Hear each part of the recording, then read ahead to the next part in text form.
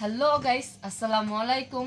আপনারা সবাই কেমন আছেন? আশা করি সবাই ভালো আছেন, আর আমিও খুব ভালো আছি।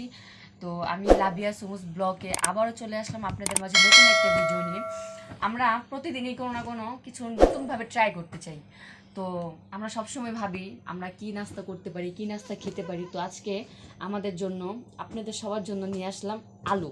তো আমরা আলু দিয়ে কী বানাবো সেটা আপনাদেরকে পরে বলতেছি। আগে আমরা আলুটাকে ছিলে সিদ্ধ করে তারপর বাকিটা বলবো। তো গাইস, আমি আলুটা সিদ্ধ বসিয়ে দিয়েছি। এটা প্রায় সিদ্ধ হয়ে এসেছে। তো আমরা কিন্তু এখনো বলিনি যে আমরা এটা কি তৈরি করতে চলছি বা তৈরি করব। তো এখন আমরা পানিটাকে ছেঁকে তারপর বাকিটা আপনাদেরকে দেখাচ্ছি। তো আমরা দিনতে সেটার মধ্যে পরিমাণ পর্যাপ্ত তেল, যদিও তেলের দাম একটু বেশি তাই তেলটা কম খাওয়ার ট্রাই করি। তেল ছাড়া রান্না বলা যায় কিছুটা। এটার মধ্যে আমরা এখন দিয়ে নিব পেঁয়াজ,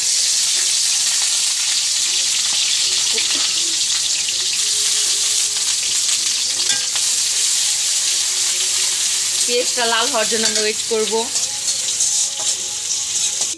তো আমাদের পেঁয়াজটা আপনারা দেখতে পাচ্ছেন ঝুমকোর সামনে অনেকটাই লাল হয়ে গেছে। তো এখন আমরা এটার মধ্যে দিব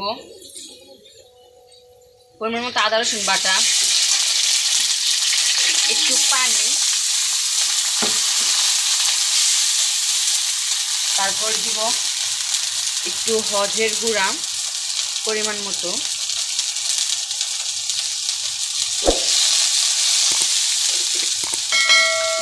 তারপর দিব এটা এক ধরনের মশলা যেটা টুকিটাকি সব কাজের মধ্যে প্রযোজ্য।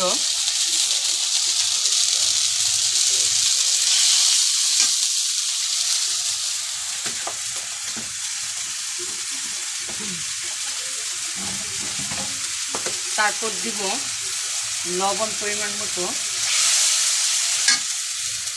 এটা কিন্তু খুব ভালো একটা স্মাইল আসতেছে। তারপর আমরা আগে দিব বেশি না, যেহেতু এটা একটু অল্প পরিমাণ মতো,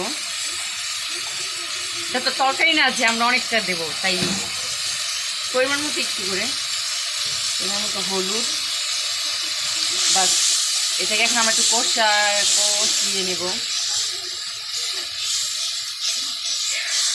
আচ্ছা, আমার কিন্তু অনেক ভুল হইতেছে, হ্যাঁ প্লিজ কেউ কোনো বাজে কমেন্ট করবেন না, ফার্স্ট টাইম তো তাই।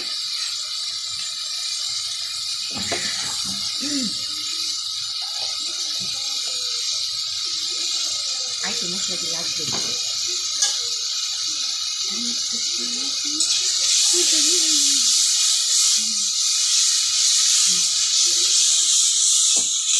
তো আমাদের মশলাটা অনেকটাই মানে কষানো হয়ে গেছে।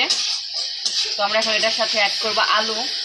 এটা মশলাটা দিতে হবে আলুর পরিমাণ অনুযায়ী। আলু যদি বেশি হয় তাহলে এই মশলাটা বেশি হবে, আর আলু যদি কম হয় মশলাটা কম হবে। তো আমি যেটা দিচ্ছি আমাদের আলু তুলনায় ঠিক আছে, পারফেক্ট। আমরা এখন এটাতে আলুগুলো দিয়ে দিচ্ছি।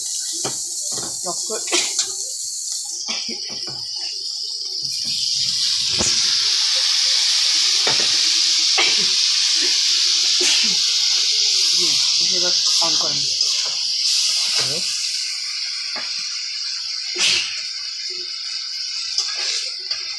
যেহেতু আমি আলুগুলো আগে সিদ্ধ করে নিয়েছি, তাই আমরা এটার মধ্যে বেশি পানি দেব না। অল্প কিছুক্ষণ এটা একটু ভাজা ভাজা করে বা কষায়া এটার মধ্যে আমরা একটু টমেটো দিয়ে দেবো।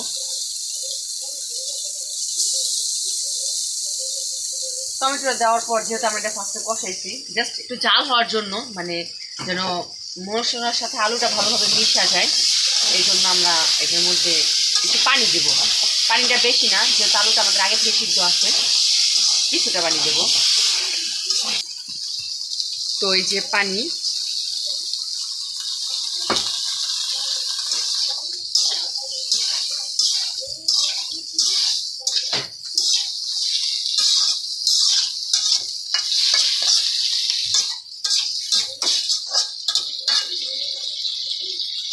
তো অনেকক্ষণ ওয়েট করাইলাম, এখন বলে দিই এটা কি। এটা অবশ্যই আলুর দম। খুব শর্টকাটের মধ্যে খুব ভালো একটা নাস্তা। আলুর দম তো আমার সেই পছন্দ, তো আপনারা বাসায় ট্রাই করবেন, অবশ্যই আপনাদেরও খুব ভালো লাগবে। তো এই পানিটা শুকানো পর্যন্ত আমরা ওয়েট করব। তো আমরা রান্না করলাম আলুর দম, গরম গরম রসালো, খুব ইয়াম্মি। তো আমরা তো অবশ্যই ট্রাই করব, বা আমরা আশা করি এটা ভালো হবে। আপনারাও ট্রাই করবেন, আর কার খেতে কেমন লাগলো অবশ্যই আমাদের কমেন্ট বক্সে জানাবেন।